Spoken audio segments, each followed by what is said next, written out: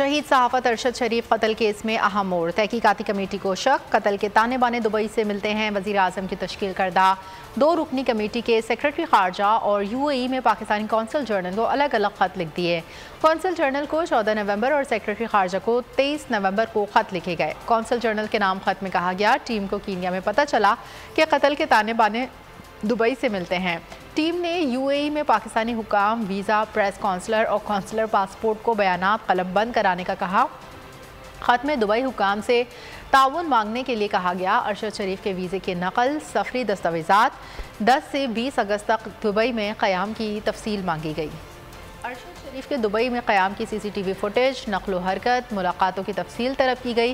ख़त में वजाहत तलब की गई है कि क्या अरशद शरीफ का दुबई वीज़ा मनसूख हुआ, अगर हुआ तो क्यों हुआ। ख़त में अरशद शरीफ के दुबई के मोबाइल नंबर की CDR फराहम करने के समेत दीगर मामलात पर ताउन की दरख्वास्त की गई है। और अगर आपको हमारी ये वीडियो पसंद आई है तो लाइक पर क्लिक कीजिए।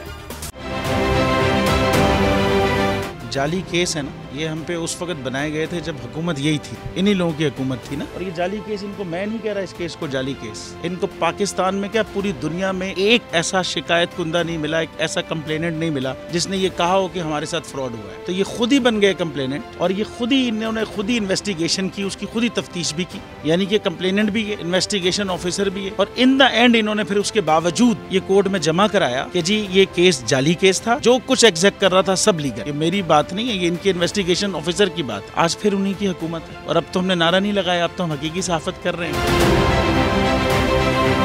आप ये समझें, ये जो हक है ना, हक पे खड़े रहना और हक को बोलना, ये दूर से लगता है तन्हा हो गए लोग। आप खान साहब को देखें, तन्हा दिखाई देने, सारी जमातें मिलकर उनके खिलाफ हैं, लेकिन आज भी पाकिस्तान की आवाम उस हक की आवाज़ के पीछे जो है 80% से ज़्यादा आवाम उनके साथ है। एग्जैक्टली इसी तरीके से बोल की कहानी है।